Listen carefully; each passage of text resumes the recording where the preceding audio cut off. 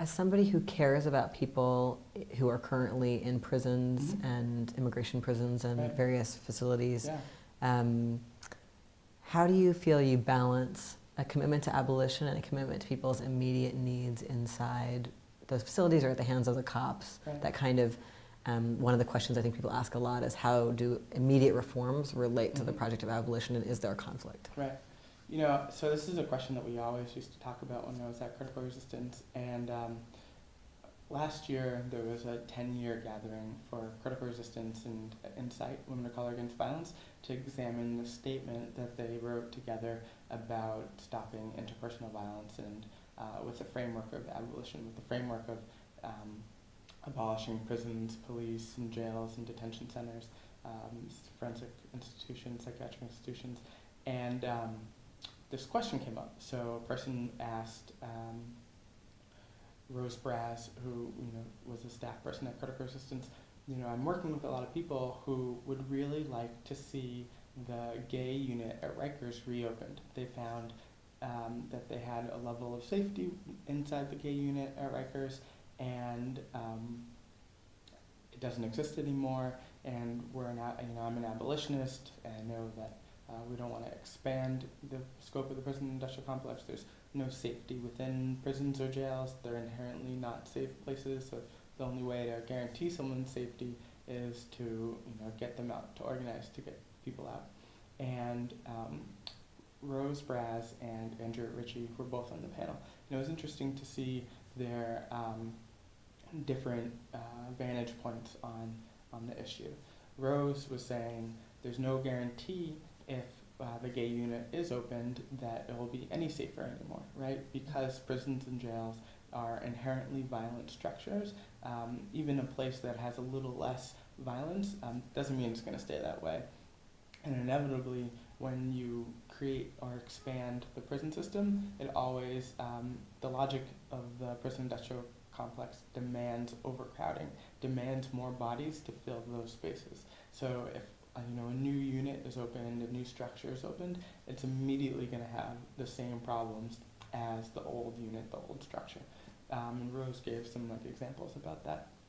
And then Andrea Ritchie had a different point about how it's really important to organize for abolition. It's vital that we're closing these structures and not building new ones, imagining that that's a solution, and at the same time constantly hearing from people, yes, this is important, get me out, but also maybe you could organize to make sure that the lights in my cell are turned off for 1 hour at least a day, because I'm in a cell where the lights are always on and I'm not sleeping, and this is really traumatic and torturous. This is incredibly violent, and yes, I want to abolish the structure, I want to get out, but also I want to sleep. And I think that it's particularly challenging, especially for people who are coming from a place that hasn't traditionally been held within abolitionist movements.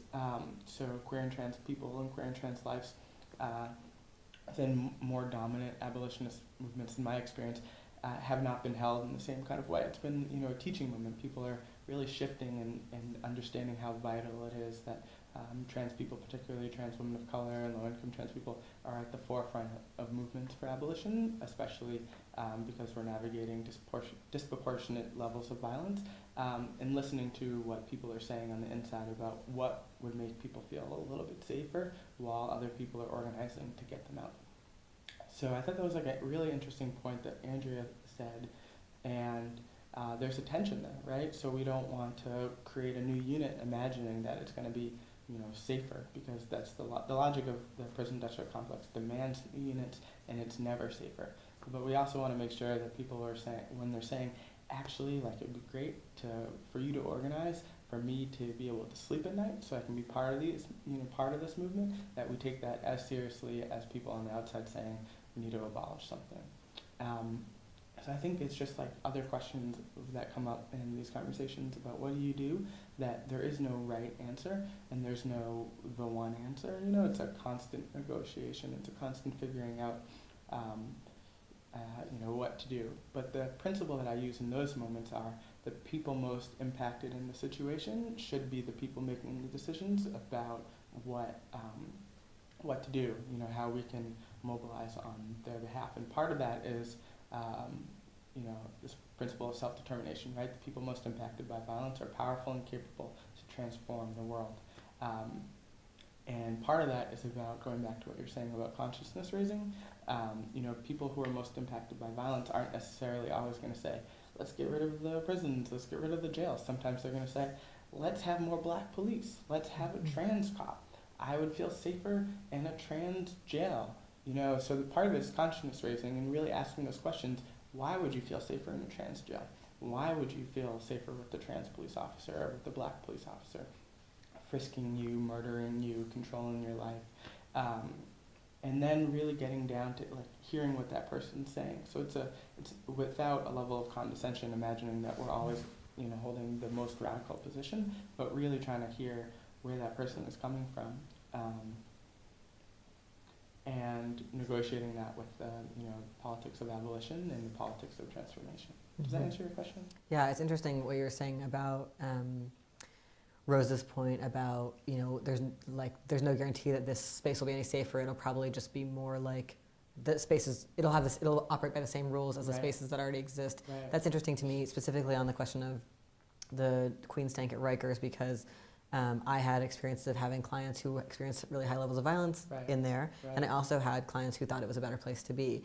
And so I think there's also a dilemma, when we ask people most directly affected, we can never get a perfect answer to that. And so I often feel like what we're trying to do is shift the conversation to be why do people end up in Rikers most often, and what could we do to prevent them from getting to Rikers, and could everybody potentially agree or see that if it's an increased access to shelter, if it's decreased policing, what are the things that would make people not go at all? It might be hard for us to agree on whether or not this could ever be a safe space or a safer space, and that might depend a lot on people's specific identities, on who was working the day they were there, the days they were there. I mean, so many things. Many things, right? Yeah. But we might be able to move our conversation still to an incredibly concrete set of practices and reforms that will actually provide relief from the violence, but in an earlier space in the kind of pipeline towards imprisonment. I think that's one of the things I think sometimes abolitionists cast as unrealistic or a too far away dream, as opposed to me it's a set of principles about how we deal with really thorny problems like this that help guide us through to figure out really what will produce the least harm.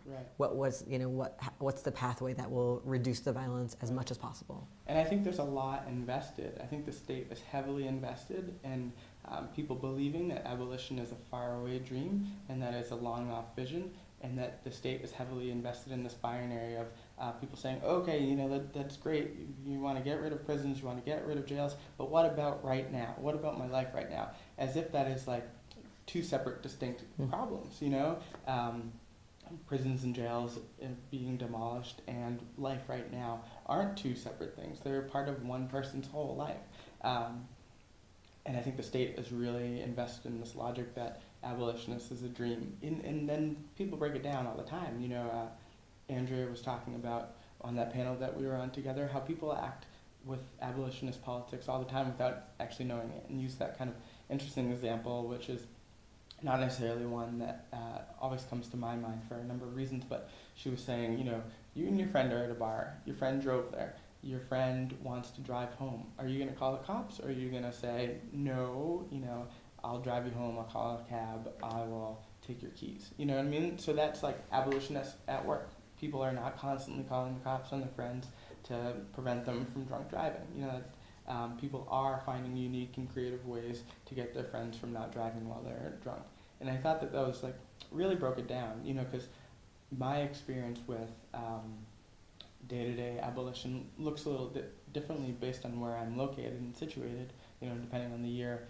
For a while I was working with Safe Outside the System, which is part of the Audre Lorde Project, and they were building these safe spaces, and continue to, in Bed-Stuy and in Brooklyn and Crown Heights, where people who are experiencing violence can go into that coffee shop, go into the laundromat, go into the bodega, and know that that bodega owner, the laundromat owner, the manager of the coffee shop isn't going to call the police to solve the problem, but is also going to support the person who is surviving the violence in that moment. And I think that's particularly important because they're working with people who are queer and trans and LGBT and gender-nonconforming and genderqueer, knowing that, you know, even if a cop was called, a lot of times those situations shift and so fast, right? So the person surviving violence is now a target of police violence on top of on top of having to survive and navigate street-based harassment and harm. And, you know, I thought that was a really brilliant way to think about how we can practice abolition every day in these moments. And then also there's the bar example, right? You know, there's like, you don't call the cops on your friend who wants to drunk drive. Yeah, and it seems like a big part of an example like that is the difference between how we feel about somebody we know. Mm-hmm. Like, you're about to commit a crime, you're about to get in a car and drive drunk. Right. But it never occurs to me that I should call the cops on you because I don't see you as disposable. I know you. Exactly. Versus, you know, there's strangers in the subway and someone's doing something that someone doesn't like. Right. Instead of sort of figuring out what's going on, or can this be stopped, or can this be less harmful, or can people get taken care of? There's a kind of immediate, like, you know, make this get out of my sight. I want a world where I don't have to see this kind of thing. You know, there's a set of very like racialized and gendered and ableist understandings that allow people to make something a police problem. And also I think the ways in which people are just alienated from one another in our culture, that it's like not okay to kind of connect and try to figure out how to help solve the problem. Yeah, there's a lot invested in us not connecting with each other.